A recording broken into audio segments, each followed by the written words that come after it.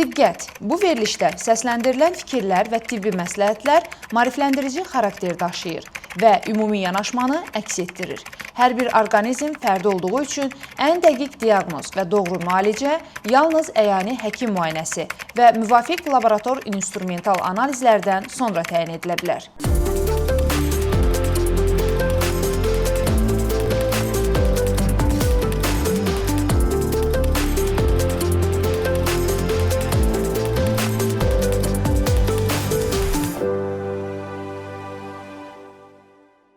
Hər kəsə salam. Bugün triqliserid mövzusu ilə bağlı siz pasientlərdən gələn sualları cavablandıracağam. Analiz cavabımda triqliserid yüksək çıxıb. Bu ümumiyyətlə nədir və mənim bədənimdə nə iş görür?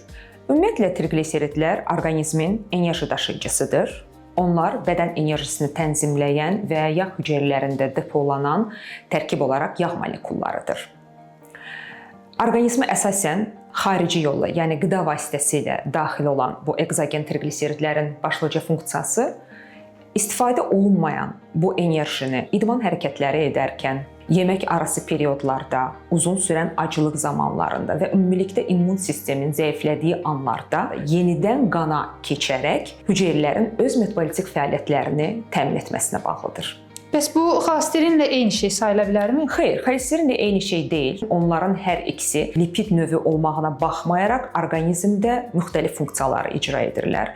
Məsələn, bayaq da qeyd etdiyim kimi triqliseridlər orqanizmin əsas enerji anbarı rolunu oynayırlar. Lakin xolesterin isə bir növ hüceyrənin struktur xüsusiyyətlərini və yaxud da ki, bir çox məsələn hormon, vitamin bu kimi maddələrin sintezi üçün xammal rolunu oynayır.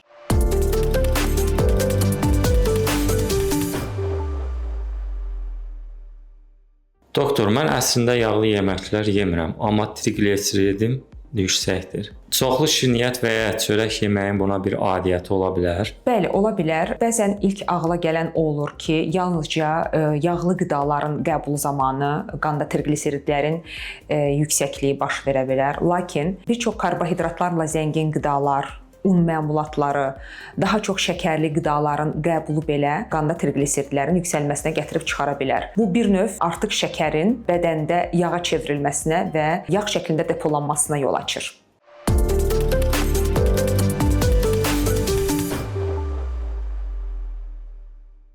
Doktor, triqliseridim yüksək olanda məndə hansısa əlamətlər, ağrılar olmalıdır? Yoxsa bu xəstəlik özünü heç cür büruzə vermir? Bu xəstəlik ilkin etap olaraq özünü heç bir kliniki əlamətlə göstərməyə bilər. Lakin triqliseridlərin qandakı səviyyəsi çox yüksək olarsa, bəzən qarın nahiyəsində şişkinlik, ağrı kimi işarətlərlə özünü göstərə bilər və yaxud da ümumiyyətlə ümumi halsızlıq və yorğunluqla özünü büruzə verə bilər.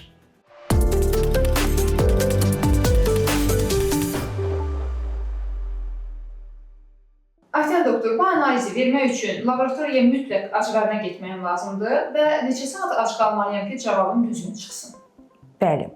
Ümumiyyətlə qandakı triqliseridlərin səviyyəsinin yoxlanılması laborator şəraitdə qan testi ilə aparılır və bu ilk 8-12 saatlıq aclıq sonrası mütləq müayinə aparılmalıdır və qandakı triqliseridlərin səviyyəsinin müəyyən bir normal göstəricisi vardır ki, bu 150 mq/dl-in altında olmalıdır. Artıq bu səviyyələrdən də sərhəd zonanı keçərkən artıq biz buna hipertriqliserid emiya deyirik, yəni qandakı triqliseridlərin səviyyəsinin yüksəlməsi əlaməti.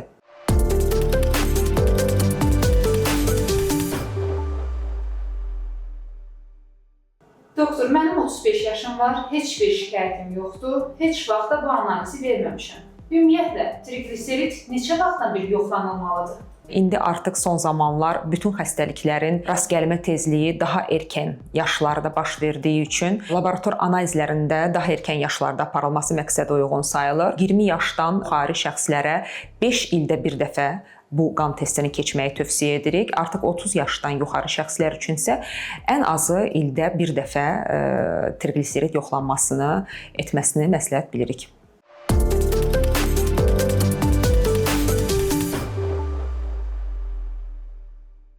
Doktor, dərman içmədən ancaq pəhriz və idmanla bu triqliseridi normal səviyyəyə salmaq mümkündür? Bu baxır orqanizmin belə deyək də yanaşı xəstəliklərinə, laborator analizlə bağlı triqliseridin qandakı göstəricisinin hansı səviyyədə olmağına. Yəni bütün bunlar da yanaşı olaraq nəzərə alınmalıdır. Çünki biz ilk taktika olaraq həyat tərzinin yaxşılaşdırılmasını həmişə ilkin addım olaraq tövsiyə edirik və yanaşı xəstəliklər mütləq baxılmalıdır.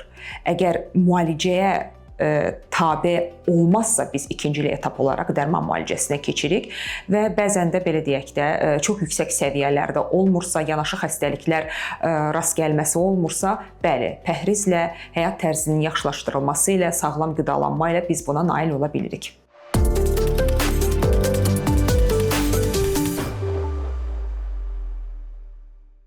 Eşitmişəm ki, balıq yağı omega-3 qəbul etmək triqliseridi aşağı salır. Bəs mən bunu təbii yolla daha hansı qidalardan ala bilərəm? Nə yeməyi məsləhət görürsünüz? Təbii ki, ilk addım olaraq həyat tərzinin yaxşılaşdırılmasına doğru biz sağlam qidalanma tövsiyə edirik və sağlam qidalanma vaxtı qida rasionuna bir çox qidaları xüsusi olaraq vurğulayırıq salınması üçün. Məsələn, lifli qidalar, bir çox taxıl bitkilər vardır ki, arpa, buğda, mərcimək, düyü, bax bunlar həqiqətən də qandakı triqliseridlərin səviyyəsini aşağı salır. Tərkiblərində məsələn zeytun yağı, avokado yağı kimi doymamış yağlar, bol meyvə tərəvəz, bundan başqa omega-3 ilə zəngin olan, məsələn, bir çox balıq növləri tanıyırıq. Forel, salmon, skumbriya, hətta ton balığı, bunlar omega-3 ilə çox zəngindirlər və tərkiblərində omega-3 ilə zəngin olan çərəzlər vardır. Qoz, fındıq, badam təbii ki, dozunu aşmamaq şərti ilə bunların qida rasionuna əlavə olunması doğrudan da çox faydalı olur. Maksimum 8, 9, 10, yəni istifadə edilməsi təbii ki, heç bir allergik reaksiya yoxdursa, əlavə bir yan təsirləri yoxdursa həmin adam üçün, yəni faydalı ola bilər.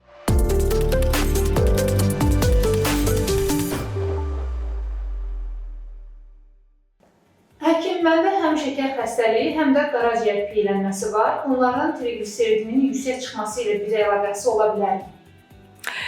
Bəli, ümumiyyətlə triqliseridlərin qanda yüksəlməsini bir çox orqanizmdə olan metabolitik dəyişikliklər verir və şəkərli diabet xəstəliyi də, istər qaraciyər piylənməsi də, bütün bunlar metabolitik proseslərin dəyişikliyi nəticəsində baş verən xəstəliklərdir. Məsələn, şəkərli diabet xəstəsi olanlarda insulinin əmələ gəlməsindəki belə deyək, prosesdə dəyişiklik baş verir və bu qanda şəkərin artıq miqdarının toplanmasına yol açır ki, bədən də bu artıq şəkəri yağa çevirərək onun bir tərəfdə depolanmasına gətirib çıxarır. Eləcə də qaraciyər piylənməsində biz misal göstərə bilərik ki, bu zaman yağ ehtiyat halında toplanmaq əvəzinə əksinə qaraciyər hüceyrələrinə gedir və orada yağ metabolizmasını pozur.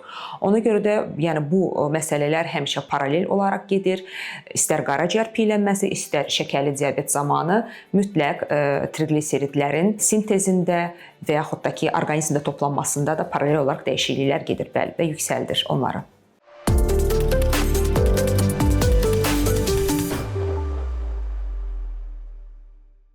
Bu irsi, genetik bir şey ola bilərmi? Belə olanda nə etməliyəm?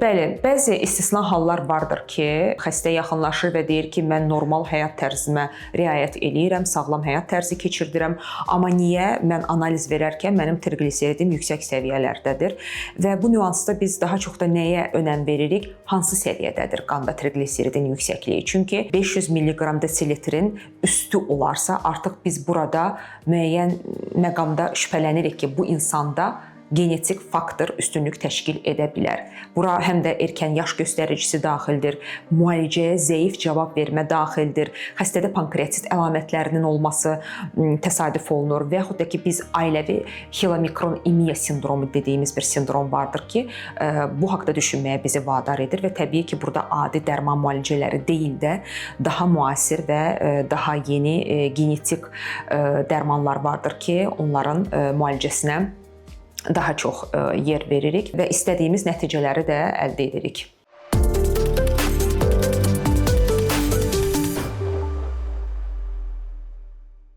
Verdiyiniz bütün suallar üçün sizə öz təşəkkürümü bildirirəm və sonda onu da qeyd etmək istəyirəm ki, hətta heç bir şikayətiniz olmasa belə, vaxtaşırı check-up müayinələrdən keçməyi və həkim qəbulunda olmağı sizə tövsiyə edirik.